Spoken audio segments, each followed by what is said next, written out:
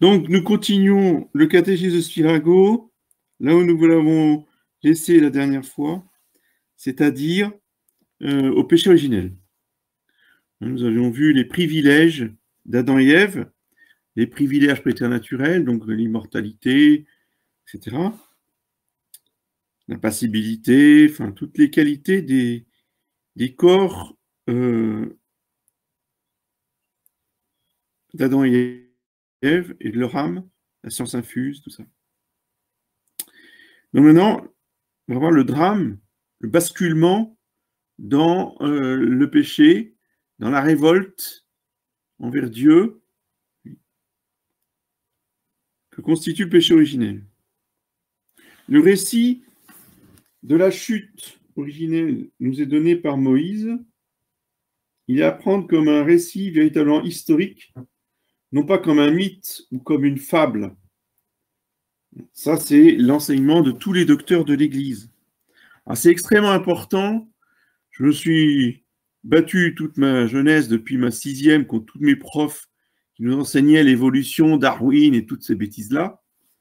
Et puis maintenant que je suis prêtre, eh bien, faut que je me suis bagarré avec une nièce qui a fait des études de biologie, qui a été élevée chez les dominicaines, qui on a enseigné toute sa jeunesse le catéchisme, et madame a fait des études de biologie, donc madame sait maintenant que tout ça, ce sont des histoires pour gamins, que évidemment, nous descendons du poisson, de la cellule, des asticots et je ne sais quoi après le Big Bang. C'est une catastrophe.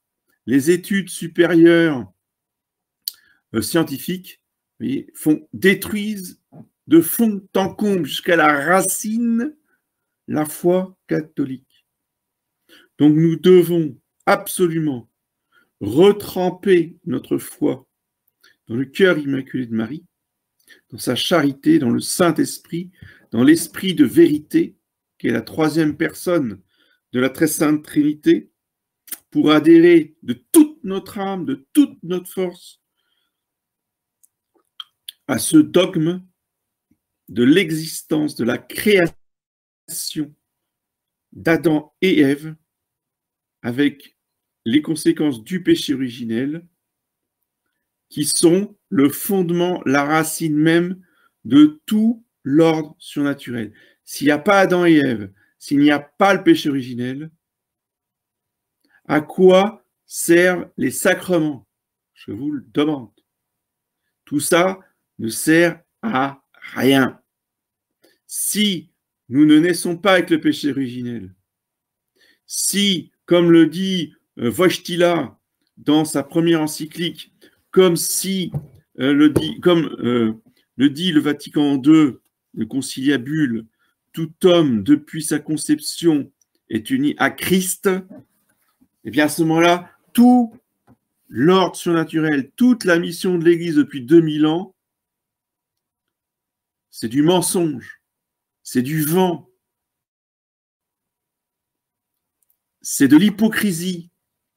Vous voyez? Et je me suis vraiment pris la tête avec ma nièce, vous voyez, parce qu'évidemment, c'est jamais calme, ce genre de débat. C'est extrêmement violent contre la stupidité de l'Église catholique qui nous a fait croire que l'humanité descendait d'un seul couple humain. Oui. Donc nous devons défendre avec une force proportionnée aux attaques ce dogme de la création d'Adam et Ève et du péché originel. Je reprends Spirago. Dieu, au paradis, donna aux premiers hommes un commandement. Il leur défendit de manger du fruit d'un arbre planté au milieu du paradis. La tradition nous dit que c'était une pomme. Donc l'arbre était un pommier. L'arbre était au milieu du paradis et l'homme se trouvait au milieu entre Dieu et Satan, entre la vie et la mort. Ce fruit n'était pas mauvais en lui-même, car comment Dieu, dans un paradis aussi heureux, aurait-il créé quelque chose de mauvais? Ce fruit n'était pas mauvais, ni nuisible, sinon content qu'il était défendu par Dieu. Mais en lui-même, il était bon. Il était bon à manger. Ce n'était pas le sujet qu'il soit bon ou mauvais. Il était forcément bon. Ce que Dieu voulait, c'était un acte d'obéissance. L'observation de ce commandement devait mériter à Adam et Ève la félicité éternelle. Sans doute, les hommes étant enfants de Dieu par la grâce sanctifiante, devaient obtenir la félicité éternelle comme un don, comme un héritage. Mais un bonheur mérité rend plus heureux, est un bonheur plus grand, et Dieu, dans sa bonté, voulut en outre que les hommes méritassent le ciel comme une récompense. Si nos premiers parents n'avaient pas transgressé ce commandement, tous les hommes seraient nés comme la Sainte Vierge, dans un état de sainteté. Et s'ils avaient été fidèles à Dieu, ils seraient rentrés au ciel sans mourir. Sans doute, les descendants d'Adam, quoique nés dans la sainteté, auraient pu pécher, et ils seraient morts comme Adam est mort. Mais la faute de ces pécheurs individuels n'aurait pas passé à leur postérité, car Dieu avait constitué Adam seul comme chef du genre humain. Les hommes se laissèrent séduire par le démon et transgressèrent l'ordre de Dieu. Le démon portait envie à ces hommes, si heureux au paradis. L'envie du démon a produit le péché dans le monde. Il a été homicide dès le commencement. Vis-à-vis d'Ève, il eut recours à un mensonge. C'est pourquoi le Christ l'appelle le père du mensonge. Le démon emprunta une forme visible, comme le font les anges, comme le fait Dieu lui-même, quand il se révèle aux hommes. Il emprunta donc la forme d'un serpent, parce que Dieu ne lui permit que celle de cet animal, qui, par son venin et par sa ruse, est l'image exacte de la ruse et de la malice mortelle du démon. Le démon était forcé d'emprunter une forme visible et de s'attaquer aux hommes par l'extérieur, car intérieurement, il n'avait aucune action sur eux, parce que leur âme n'était pas encore gâtée par la concupiscence. Saint Augustin dit que Dieu permit cette tentation parce que nos premiers parents, avant de pécher par désobéissance, s'étaient déjà rendus coupables de négligence en pensant peu à lui et en se distrayant dans la contemplation des choses visibles, de là cette rapide apparition de la tentation. Leur bonheur originel avait rendu nos premiers parents imprévoyants. La plupart des docteurs pensent que la chute est survenue dès le 6e jour de la création, le même jour et à la même heure que la rédemption, un vendredi à 3 heures. En effet, il est remarquable que d'après l'Écriture sainte, Dieu, qui demanda aussitôt compte de leur action à nos premiers parents, se promenait dans le jardin l'après-midi à la fraîcheur. Genèse chapitre 3. Oui. La transgression du commandement divin eut des suites terribles. Les hommes perdirent l'Esprit Saint et avec lui les dons surnaturels. De plus, ils subirent les dommages dans leur corps et dans leur âme.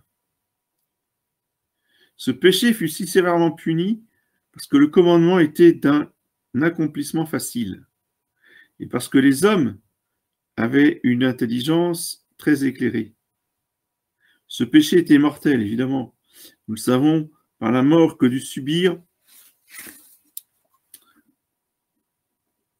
un Dieu pour le réparer.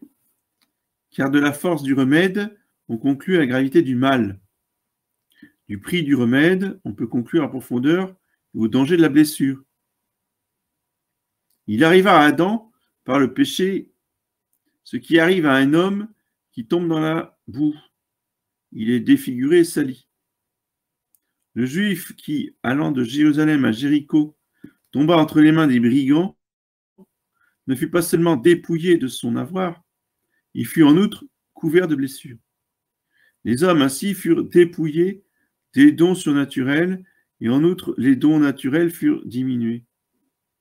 En d'autres termes, la ressemblance surnaturelle avec Dieu disparut, et l'image naturelle fut abîmé, défiguré. Par le péché originel, l'homme fut corrompu dans son corps et dans son âme, dit le Concile de Trente. Le péché nuisit à l'âme de nos premiers parents, premièrement en obscurcissant leur raison. C'est-à-dire que l'intelligence devint faible, malade, handicapée. Deuxièmement, en affaiblissant leur volonté, en l'inclinant au mal. Avant le péché, la volonté était toute tournée vers le bien, de manière inébranlable, on va dire. Vous voyez, on pouvait très difficilement tourner cette volonté vers le mal. Troisièmement, en lui enlevant la grâce sanctifiante, par quoi ils déplurent à Dieu et furent incapables d'entrer au ciel. Donc la grâce les a quittés. Conséquence, l'intelligence est obscurcie.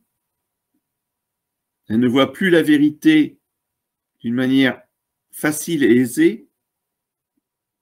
Ça va demander beaucoup de travail aux hommes pour retrouver la vérité suite au péché originel. Et ça va affaiblir leur volonté, c'est-à-dire qu'au lieu que le bien soit facile, c'est le mal qui va être facile. C'est le mal vers lequel la volonté va glisser, je dirais presque avec plaisir, délectation et facilité. Ça, ce sont les conséquences du péché originel. Dans leur corps, nos premiers parents subirent comme peine du péché les maux suivants. Ils furent soumis à la maladie et à la mort. Ils furent chassés du paradis, soumis à un travail pénible. La femme fut mise sous la domination de l'homme. Ah oui, on n'y peut rien. Hein. C'est une conséquence aussi du péché originel. Avant le péché originel, la femme devait être quand même soumise à l'homme, mais pour elle, c'était une joie. C'était une plénitude.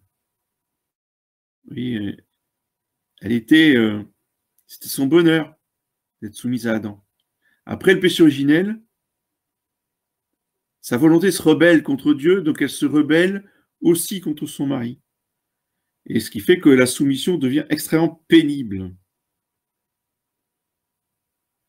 Troisièmement, les forces de la nature et les créatures inférieures purent nuire à l'homme, parce que comme l'homme s'est révolté contre Dieu, toutes les créatures inférieures à l'homme vont se révolter contre l'homme. Hein, c'est à partir de ce moment-là qu'il y a des ronces avec leurs épines, qu'il y a des tremblements de terre, qu'il y a des éboulis, des avalanches, enfin tout ce qu'on veut, toutes les catastrophes possibles de la nature qui peuvent nuire à l'homme en châtiment de son péché, alors qu'avant ça n'existait pas.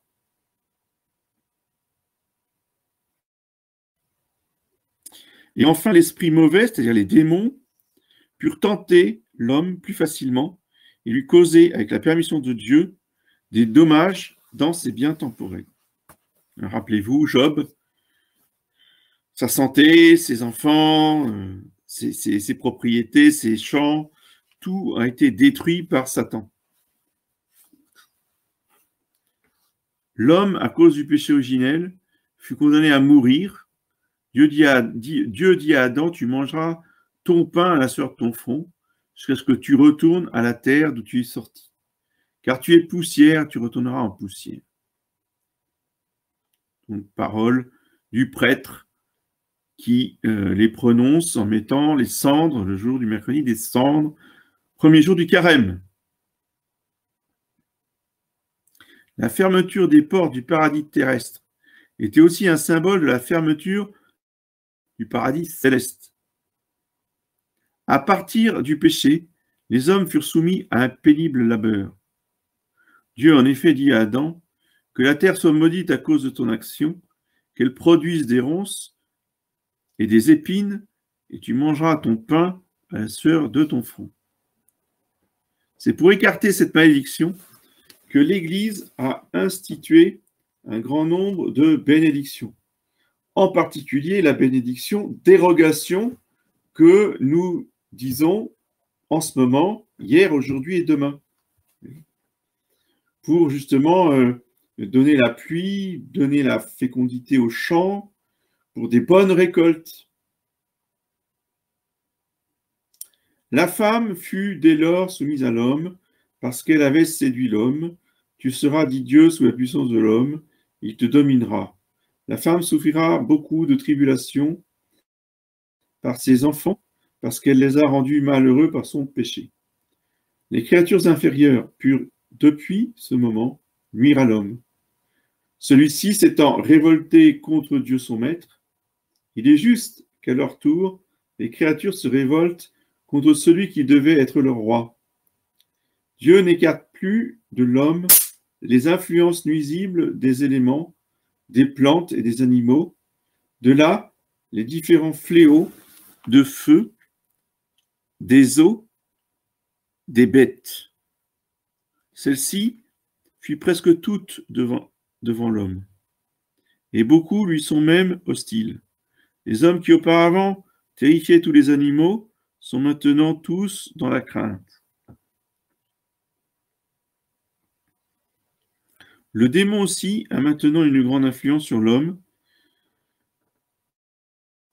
d'après le principe que quiconque est vaincu devient l'esclave de son vainqueur. Le démon, maintenant, surtout que l'homme est incliné au péché, peut beaucoup plus facilement le tenter, le porter au péché mortel, et avec la permission de Dieu, lui nuire même dans ses biens temporels. C'est pourquoi le démon s'appelle le prince de ce monde, le prince de la mort. Nous sommes sur cette terre des voyageurs, sur le chemin desquels les démons sont embusqués comme des brigands. Le monde entier est sous l'empire du malin esprit.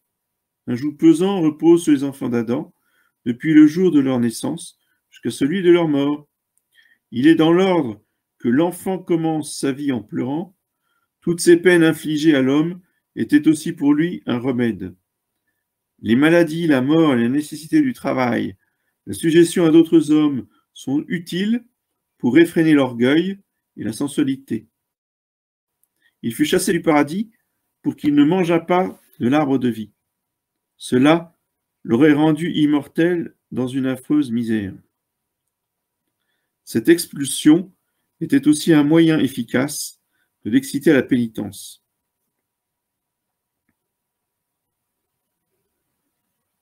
Alors ce péché d'Adam, avec toutes ses suites malheureuses, passa à tous ses descendants par voie de génération. Comment se transmet le péché originel? Eh bien, par la génération humaine. C'est l'acte de génération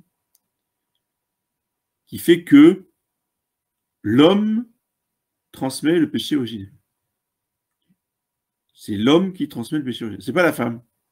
C'est-à-dire que si Ève avait commis le péché, et pas Adam, si Adam avait résisté à Ève, Ève aurait été châtiée, tout pareil, mais pas Adam. Donc Adam n'aurait pas transmis le péché à ses descendants. C'est-à-dire que tous les enfants d'Adam seraient nés avec l'état de grâce, oui, immaculée conception. Le problème, c'est que comme le péché, comme la grâce devait passer par Adam, comme Adam a péché, au lieu de transmettre la grâce comme c'était prévu par Dieu, il a transmis le péché originel. Et le péché originel se transmet par les mâles. C'est comme ça. Chaque jour, je sens la peine du péché, parce que je sens la peine, je me rappelle aussi la faute. Ce n'est pourtant pas seulement la peine qui nous a été transmise, mais le péché lui-même, la faute d'Adam. Car il serait impie de penser que Dieu, juste, veuille punir quelqu'un qui est absolument exempt de faute. Nous sommes de naissance enfants de la colère. Nous avons tous péché en Adam.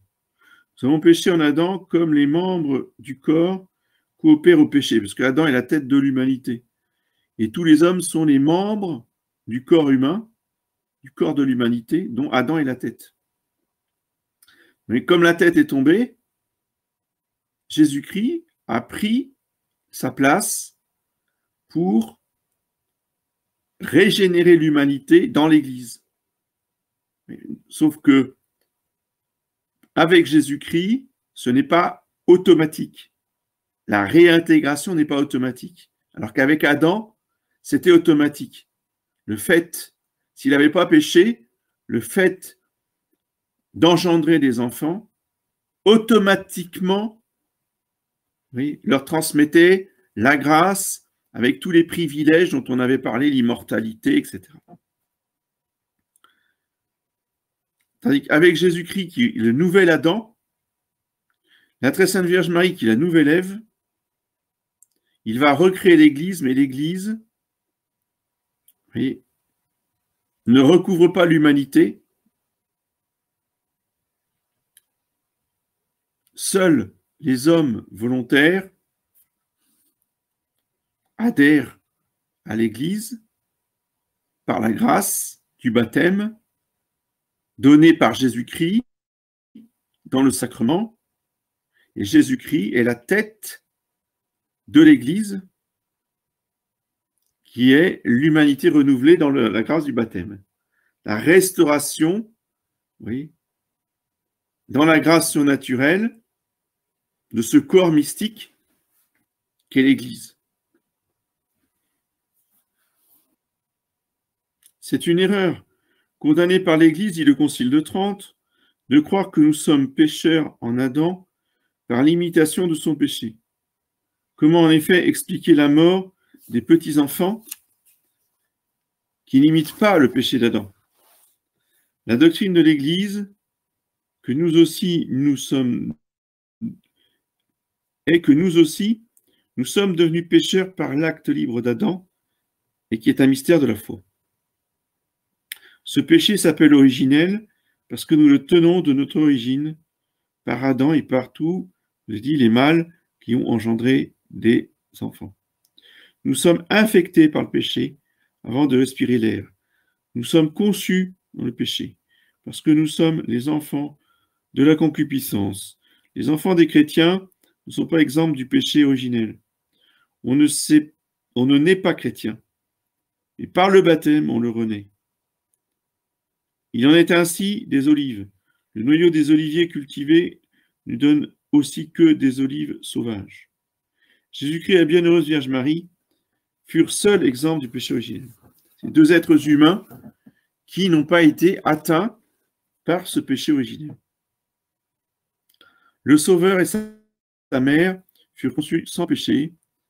Quelques docteurs croient que Jérémie et Saint Jean-Baptiste, quoique atteints du péché originel, furent sanctifiés avant leur naissance. Tous les autres hommes, je pense qu'il y a Saint Joseph aussi, tous les autres hommes sont purifiés du péché originel que par le baptême d'eau, de sang ou de désir. Rejeter le péché originel, c'est se condamner à ne rien entendre à l'histoire de l'humanité. Au contraire, l'admettre, c'est se comprendre soi-même, ainsi que l'histoire du monde. Combien est grande la misère où le péché originel a plongé le genre humain. Il y a si peu d'hommes qui s'en rendent compte. Beaucoup même se trouvent très heureux ici-bas. Ils ressemblent à un enfant né dans une prison obscure qui y joue, qui s'y amuse, qui y est joyeux, parce qu'il ne sait pas ce que c'est que la lumière. La mère, au contraire, est triste et gémit. De même, les enfants du siècle sont pleins de joie, mais les saints qui connaissent les joies du paradis sont remplis de tristesse et versent des larmes.